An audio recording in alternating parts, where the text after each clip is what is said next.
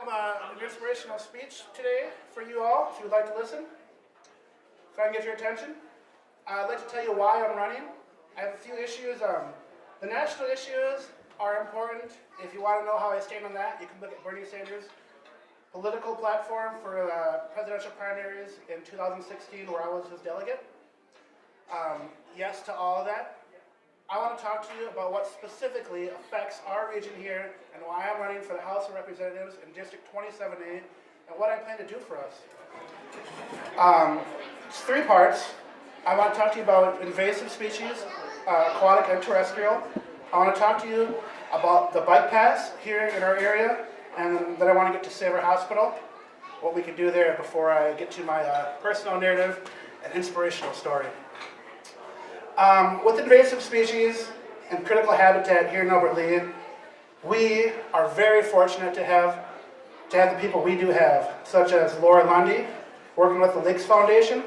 She's done work for years trying to get our lakes clean by attaining a dredger, which is millions of dollars that we've paid for through our community because we've shown that we care about our local habitat. We care about our fishermen, and we care about our local fauna. We also have the Shell Rock Watershed District.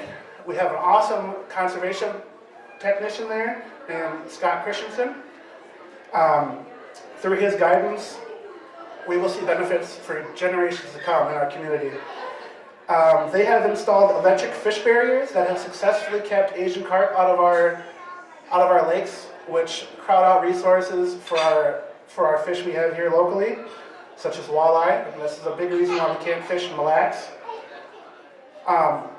But the fight isn't over. There's a lot of work to be done. Zebra mussels are attached into boats and coming here unchecked.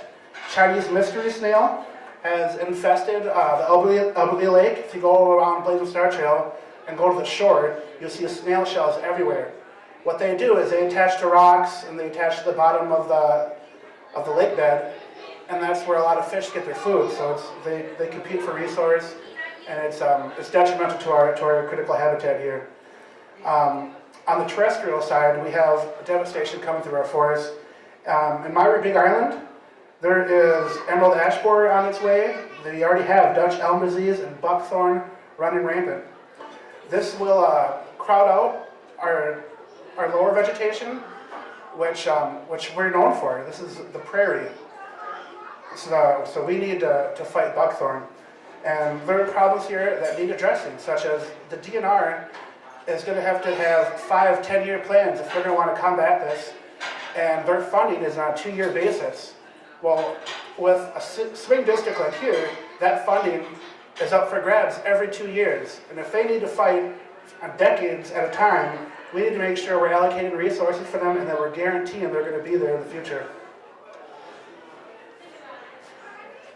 In 2009, Albert Lea passed the Complete Streets policy.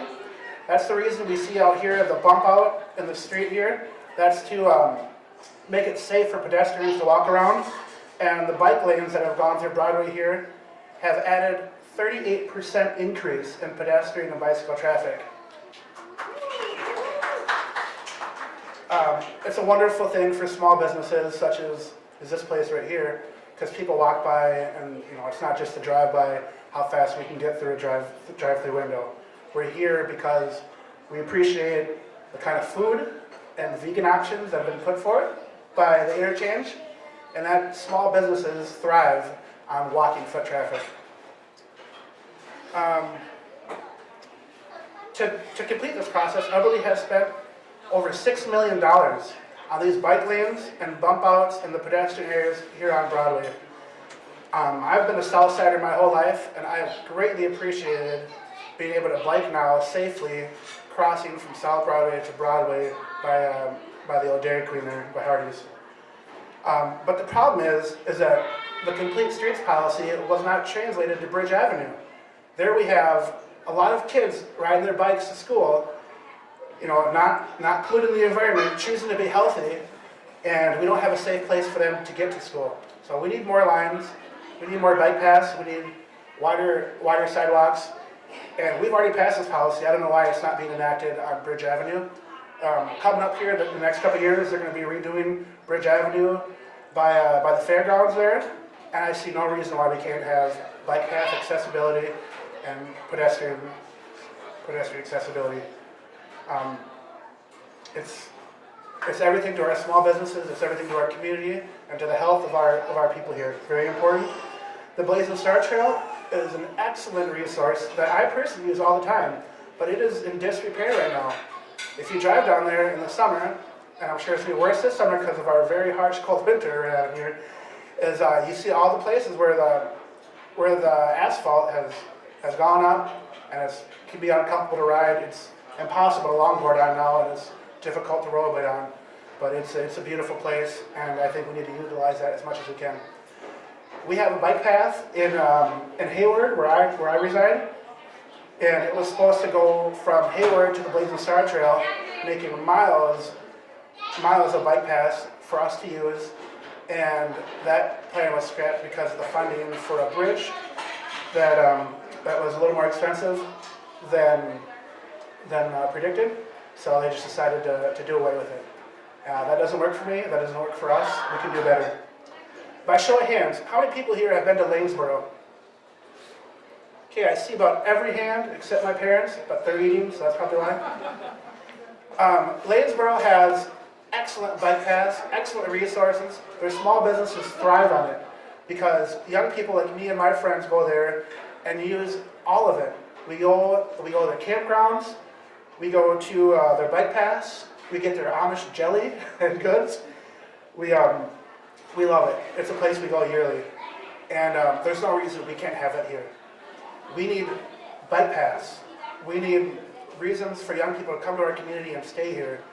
We need to end our dependence on fossil fuels, and the easiest way to do that, to move in that direction, is with existing technology, bicycles. I believe it's possible for Elberly to continue their bike path to Hayward, and for Hayward to continue their bike path towards Austin, which I'm sure Austin would love to build from Austin to Hayward.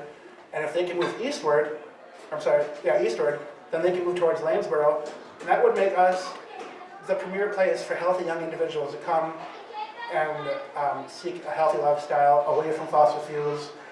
It's a place that would promote small businesses and have an economy that works for the working class people, and that is what I'm about. 80% of your lifespan can be determined by your lifestyle choices, such as biking, by environmental factors, such as invasive species, and by healthcare access, which moves me to Sabre Hospital. It is a sad thing that's going on here with Sabre Hospital. The plan for customer consolidation we are experiencing has been years in the making. Mayo Clinic has a legal team that have been ironclad in their determination to outsource our services to Austin in an effort to consolidate their customers into the Rochester area. It's textbook. First thing you do as a business is to consolidate your customers. If you think of Walmart, they have in their store a grocery store, a retail outlet, a pharmacy, home goods, electronics. Those are all in one space because customer consolidation reduces overhead costs, and it gets customers to come to a one-shop destination and purchase all their goods. This is what Mayo is doing, and it's not how a tax-exempt place ought to be. If you're going to go and be a nonprofit and seek our tax money through a tax-exempt status, you need to work for our community, and they're not doing that. So my plan to combat this is this. We need to have the state auditor on our side. Right now, Rebecca Otto is running for governor. I really wish her well.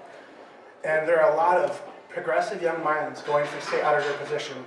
Personally, I like John Tollefson, and if we can get his ear, we can tell him about our needs, about what we expect him to do as state auditor, and we can back his candidacy and really make some improvements there. A state auditor's job is to review documents, and Mayo Clinic has had their documents successfully hidden from us, but they can't hide it from a state auditor. They have the sole authority. The Attorney General is Lori Swanson. She has just announced that she is going to remain in the race, and all the other Attorney General candidates have fallen out.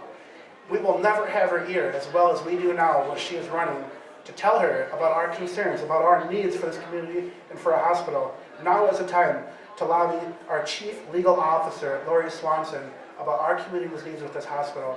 I believe they're trying to create a monopoly in our area. It is not how a nonprofit behaves. Their board has been behaving like any other corporation with all the greed that comes with it, and it is appalling. They have proven to us that asking nicely does not work. They have proven that when we remind them of their values, that is ineffective. We have proven that when we remind them of our contract that we had with them when they got our hospital in the first place, that we were supposed to be at the meeting table for discussions like this, they don't care. They only care about one thing, and that's their bottom dollar. So what I propose we do to get them out of our area and let another provider come in here is their bottom dollar. It's all about money. Healthcare continues to be an economic problem and not a healthcare problem, and that is wrong. To fight this economic problem, I believe we need to challenge their tax-exempt nonprofit status. We need to make it more economical viable for them to not be here than to be here. And right now we're not doing that, and no one is pushing for that right now. I will do that for us. This will be hard for a candidate to raise money going against corporations specifically, but that is why I'm here. That is what I'm doing, and I'm doing it because I live in this community, I have 3 great kids, and I want to stay here. So, thank you very much.